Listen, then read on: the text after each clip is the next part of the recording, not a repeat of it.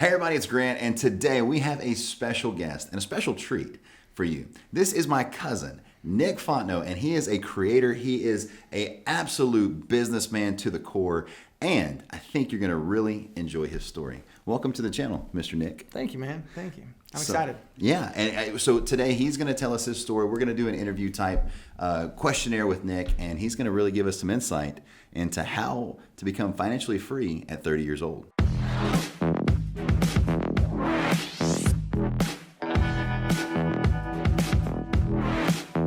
First off, let's go ahead and tell them about yourself and just kind of a little bit about your journey. Yeah. So I've been doing business for, pretty much my whole life. I've started businesses even in high school, out of high school, started online businesses, and then it just kind of spiraled in there. I'm 35 now, and I've probably started now 10 different businesses over the years. So that's awesome. Yeah. And you have a family, you're married? Yeah, happily married. Actually, my wife and I just celebrated 13 years yesterday, being married. So, and then I have 4 beautiful children at home. So yeah, he's got 4 beautiful children, and he has an absolutely amazing partner and wife. And congrats, 13 years. 13 years, man. That's a long time. That's crazy. I know. That's awesome. Yeah. I'm so proud of y'all. So, Thank you. Thank you. So next up, where are you from? Not like I would know or anything, but where are you from? Yeah, so born and raised here in Lake Charles. Went to Barb High School. Went to college for 1 semester. Really, school just wasn't for me. I was more the entrepreneurial mindset, and I was just ready to get out and make money. And my wife was from DeQuincy, and I lived in Lake Charles, so we kind of met in the middle. We bought a house in Sulphur, so that's where we're living at now. Awesome. Yeah, so I do want to pick up on that one point. A lot of people on the internet, a lot of business owners, a lot of YouTubers, they talk about not finishing college. And I myself went. I was a junior for a very long time, and it just wasn't for me. And then of course car sales for me, entrepreneur mindset, and as well very like-minded. Yeah. Just do you have any tips for them about the college thing, about why you went that route a little bit more? Yeah. So believe it or not, all throughout high school, when it comes to book studies, I was really never strong at that. And so my mind is I get super focused and super energized on whatever I'm working on at the time, and it was just never school. So starting out in high school, my first business is kind of showing our age here, but our first business was burning CDs. This was before people could afford like CD burners back then. So I actually had people working underneath me where I would burn CDs all night, and I would have 2 or 3 employees, and I would give them CDs. I would give them 5 CDs, and they'd have to come back with $20. But on the 5th one, so it was $5 a piece. On the 5th one, they got to sell it, and that's the profit they got to make on selling the 5. Smart. So they would, so if I would, they would pay me $20, I'd give them 5, and they would go out and sell them. And typically, every day I was selling anywhere between 80 to 100 different CDs. That's freaking crazy. Yeah. Yeah. So that's why I wanted to throw that out there, because you don't have to go to college to make money. No. And truth be told, if you go to college, there's only a few select actual degrees that guarantee you a job to make at least 60. There's not that many. Yeah. So school wasn't for me. Like I said, it took 1 semester, and I just decided, I'd rather learn through the school of hard knocks. Absolutely. It's the best way. Yeah. So right out of high school, I graduated by the skin of my teeth, believe it or not. And right out of high school, like I said, I went to 1 semester for Sewella for graphic design. And because I loved computers, I loved art, and I just figured if I could combine the two, why not? And I lasted 1 semester, dropped out. My parents ever said, hey, if we'll support you financially as long as you stay in college. I had to break it to my dad that after 1 semester I was calling it quits, and he said, okay, well, good luck. And he wasn't being mean, but he just, he meant what he said. And That's right. And so I had to go out and figure out a way on my own. So I started my own graphic design company where I would build websites and build logos. And this was before really many companies even had a website. So it was kind of like the breaking edge of that, and so I built a ton of websites, built a pretty good sized company. It was called 19 Design Studio. Had over 100 clients over the 10-year span that I had that company.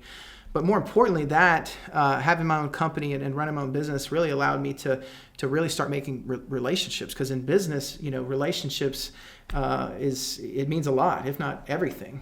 So if you start rubbing elbows with the right people, where they say birds of a feather flock together, you start rubbing elbows with the right people, especially successful people. Well, sooner or later you're going to become successful. So I think I might know this one, but I have absolutely no clue while thinking that. what is your most profitable deal? If you can share, you can be vague, or you can be exactly precise to where we get to hear really cool numbers. Whichever one. Yeah. No pressure. Yeah. So typically when I start businesses, I don't get close with the businesses. I typically start knowing, and create an exit strategy early on. It's typically 24 to 36 months after creating them. But, unfortunately, most of the time when I sell businesses, I can't really specify exact numbers, but probably when I sold Bargain Bee, that might have been my, I don't know. It's funny when I move on to deals, there's no it's funny when you sell businesses, people get so excited. They're like, oh, you come into all this money and you sell businesses, but there's no horns or trumpets playing. There's no parade afterwards. You spend all this time creating this brand and this concept and doing all these things and having all these employees and high fives and cheers. And then when you sell it, it's kind of anticlimactic, And probably another thing that happens is just reinvest the money that you did anyway, because it's never just there unless you're like 80. When we get 80, then we'll probably. Well, it's funny. I told my wife, I guess it was kind of the cocky side of me. I said, before I'm 30, I want to retire. And so I sold Bargain Bee. I was 27, 28, and I sat at home for about 6 months, and I about went nuts. I not only drove myself crazy, but I probably drove her crazy. She's like, you got to get out of here. So my next question would be, we've got your biggest deal. And even though that one probably is your favorite because you started the thing so young, what's your second favorite or favorite deal? That's a hard question. It's kind of like your businesses are like your babies, so you hate to pick one over the other. But, I guess my second proudest deal up to this point, Crust is great, but I didn't start that from scratch. So maybe it'd probably be Main Squeeze. Wow. So just to jump in here, Main Squeeze is the exact company that you guys have seen my first franchise, me building them out, and what we're putting in the shopping center, aside from maybe a Crust. Sam, that's the third time. I'll stop trying here. But aside from building that shopping center, I'm putting a Main Squeeze in there because I bought them from him. Yeah. So Main Squeeze, that's a long story there, but yeah, Main Squeeze was a company I started really from scratch, and it was a wild 2-year journey that I went on that. Like I said, I said at the beginning, most businesses that I get into, I kind of have like a 2-year plan. So. For sure. And so I don't want to tell the story of Main Squeeze, but your sister wanted to do a yoga studio. Yeah. You wanted to put something there with it to help do it. Yeah. And so I follow him very close. So this interview is very exciting for me because I've always wanted to know the things I don't know. The most exciting part for me is the creation. Sure. And so I guess it's kind of weird for me. Whenever a business is now successful, maybe that some people, get excitement in that, but for me it's the creation side. So all the way down to creating the way each juice tastes and the smoothies and the way that the menu boards look in the store and everything like that. It's that stuff gets me excited. And so once the brand's created and it has its own legs and and like what you said, I did not create Main Squeeze, believe it or not, to be a nationwide brand. I created for my sister. But Main Squeeze was, I know I'm not a part of it anymore, but I'm still very proud of it. All right. So hobbies. Do you have any hobbies? I know you like to work and build businesses, but I'm taking those answers away. Okay. I know you well. Yeah. So what's after that? So, aside from business, it's really just my family. I don't really have like a massive friend group or anything like that. The little bit of extra time that I do have, I enjoy just spending time with my family. We vacation quite a bit, so that whole mantra: work hard, play hard. So I know COVID slowed things down, but we typically take 4 to 6 vacations a year, and a couple just the wife and I, and then a couple with the family. So what is your next fun purchase? Oh man. You told me. I think. Yeah, no, and you're like one of 3 people I've told. I have not told many people because I'm not like a big bragger. I don't like. We don't get that many views on the channel. One day. Yeah. One day. Yeah. Who knows? This video could pop off. But again, I don't tell many people, but I just when Elon Musk announced the new Model S, 1.99 seconds, Plaid Plus. Oh man, I could not do it. I couldn't. I had to buy it. So the Model S. Yeah, it's the Model S. So the Because Roadster. you said it fast. I want them to. It's the new Plaid Plus Model S, and maybe we can have Dylan pop the picture of it on here. But yeah. So when he first said something about the Roadster being 0 to 60 in under 2 seconds, I was like, oh man, I think that one starts out around 250,000. But the problem with the Roadster is it's probably not going to be built for another couple of years. And so the Model S is supposed to be built sometime this year. And I bought a Tesla back in 2015.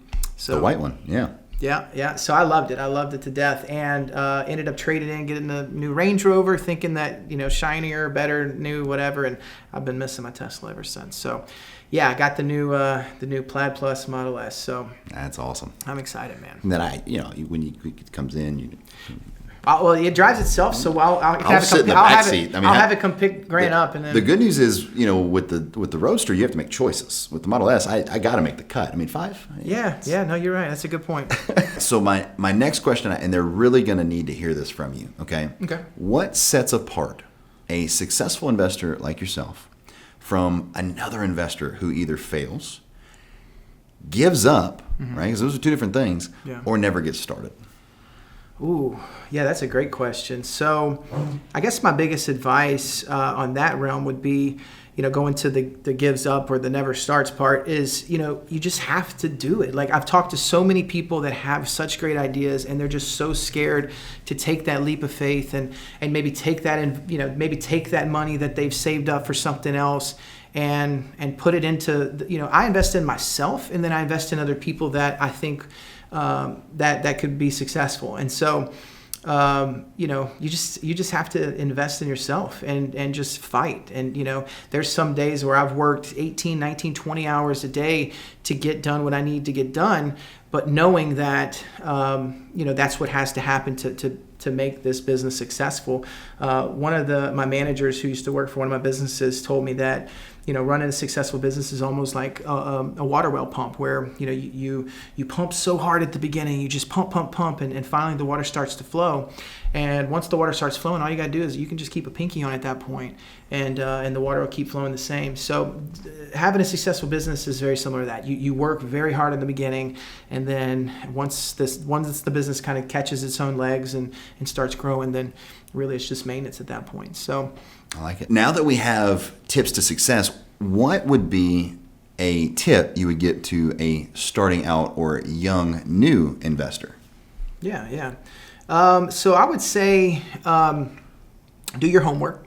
Do your research. Before I build any business, I typically like to find people in that industry and pick their brain. And, most of the time, especially if you're starting out and you're young and you're hungry, they'll love to give you some words of advice or wisdom, and maybe tell you the things that they fell down on, and that, and so you don't have to fall on the exact same steps that they did. So, just reach out, tell them what you're doing. Hey, look, I'm interested in X, Y, Z. And, because I've told people in the past, I'm like, it doesn't matter if I want to start a dump truck business tomorrow. I know I would be successful at it because, the basic principles in business matter, you at the end of the day. So one thing in business that I always like to tell people, because I also do business coaching and consulting on the side. I haven't done it in quite some time because, too busy. Yeah, a little busy. But I look at business like this. I look at business like a pie, So every business, you're going to take in your revenue, okay? Mm-hmm. And you have your fixed expenses each month, like your rent, and then you just cut out that piece of that pie. And then you have your fixed expenses, like your internet bill and your electricity bill and all those other things, and you cut that out, and that's part of your pie. And the expenses that's maybe not fixed that you have control on is maybe your payroll and your I guess for food it would be your food costs, and then for other things it's like parts or whatever. But those are the things that you can try to control more on. And so if you can set up a business to where you can see those things on a daily basis, and you're not waiting until the end of the month to know where'd all my money go, then you'll be very successful. So so you cut out all those things, and at the end of the month, that's what's left of that pie is for the owner. Sure. And so if you cut too much of that pie and there's no pie left over, that's how businesses fail.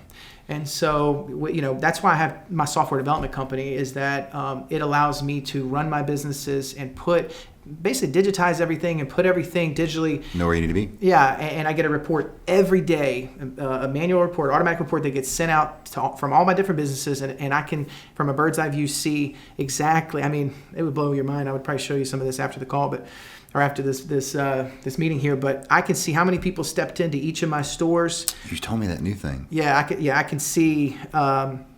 What my average ticket is, how much they've ordered in parts, my customer satisfaction, my employee satisfaction. I can see all of that in a bird's eye view from all my stores all over the U.S. And so I know if somebody's stealing from me because the numbers will start shifting, and I have triggers in the systems that lets me see all those things. So yeah, I mean, but getting back to your question, again, just talk to people who've already done it. Don't make their same mistakes, and then just do it. Like, don't be scared to do it. Just do it. So there's so much with this. I might have you back on, and if that's okay with you. Yeah, no, this is I want to know. I want to know. Comment below if you want to know how to create a franchise from absolute scratch, because he's the one to know. Yeah. And he knows the hardest part with it. It's not the numbers. It's not the other stuff. It's not. You do need to put all the time and the work in it, but he also knows how to actually build it. He actually knows how to do the formula. So thank you, Nick, for an amazing interview. Thank you for sharing so much knowledge. There's such a wealth of knowledge with Nick, and I could not be more excited when you agreed to do this right here on the channel. So I appreciate that, sir. No, man, thank you. Thanks for having me on. I enjoyed this. And we are also in his Light Up Media studio, where Dylan, a good friend of both of ours, and his employee now, works. So it's very good stuff. So a lot of cool things in the future. So could we expect a how to build a franchise video? Yeah, hopefully so. Y'all let us know down below in the comments if we should come back on, or if I should come back on and do another video. I think it'd be cool, but this is what I do all day long. So I think it's going to be awesome. So that's it for the video, guys. If you enjoy videos like this, please power up that like button, hit that subscribe button, and notification bell. If you want to see him back on the channel, which I know you will, please comment below so that way we can show him all the support to get him back on this channel. Comment anything you'd like to see in future videos. And remember that we 100% believe in you, especially from two entrepreneurial mindsets, that you can do anything that you want. Never let anyone tell you any differently. And we hope you have a fantastic afternoon. And I think we'll see you on the next one.